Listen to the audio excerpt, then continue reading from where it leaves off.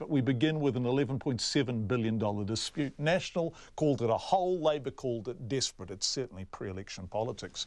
A senior National Party source told Checkpoint the party sees the Jacinda effect as most vulnerable to scrutiny of the party's ability to fund its new leaders' values. The hole was identified by Finance Minister Stephen Joyce, also the National Party's campaign manager. It immediately won headlines and then emphatic rebuttals. Stephen Joyce claimed there were 5 errors in Labour's fiscal plan, totalling $11.7 billion and leading to significantly higher debt. Labour pushed back, saying its numbers are robust and National is indulging in a desperate attempt to mislead voters less than 3 weeks out from the election. Here is our political editor, Jane Patterson. So we're just going to stick to the walkway, so there won't be any forklifts moving in the area, so it's totally safe. While the Labour leader Jacinda Ardern was touring the Pink Bats factory in Auckland, a fiscal storm was brewing. Back in the Beehive, National's finance spokesperson Stephen Joyce had summoned the media so he could lay out the problems with Labour's alternative budget. The most substantial error is the error in operating allowances.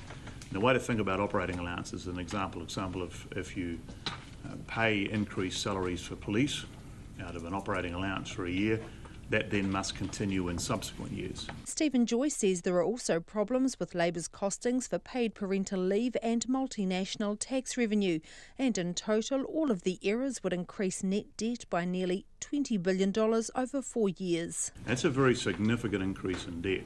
That is increasing New Zealand's net crown debt by 1/3 over 4 years, at the very time when we should be reducing debt at this stage of the economic cycle. The visit to the factory ended. Ms Ardern made a brief phone call to her finance spokesperson and then came out to address the accusations. We've factored in everything that's required to make sure we meet population growth, inflation. We've adjusted it accordingly. We stand by what we have done in our fiscal plan.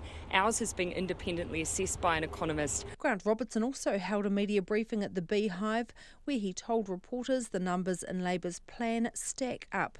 He explained how the party had described the new spending in its alternative budget. What we've done is we've put them above the line. So within the health and education lines that are in the fiscal plan, they represent the lion's share of money that needs to be rolled over within any year's operating allowance. We have done that.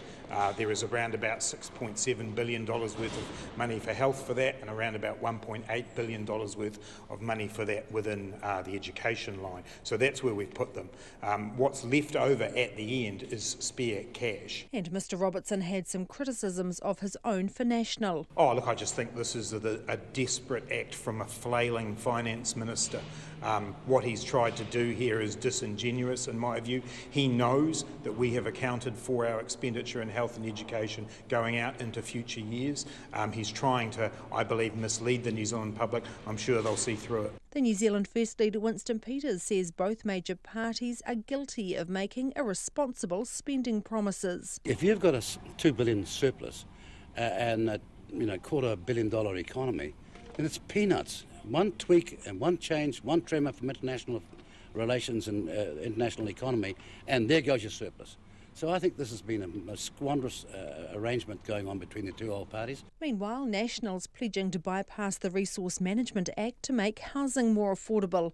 It says the current law is not working well and complex rules can add 50% to the cost of a home, and new urban planning laws separate to the RMA are needed to allow cities to grow. But it's the spending plans of National and Labour that are likely to feature heavily in the second televised live debate between Bill English and Jacinda Ardern at 8:30 tonight on 3. For Checkpoint, Jane Patterson.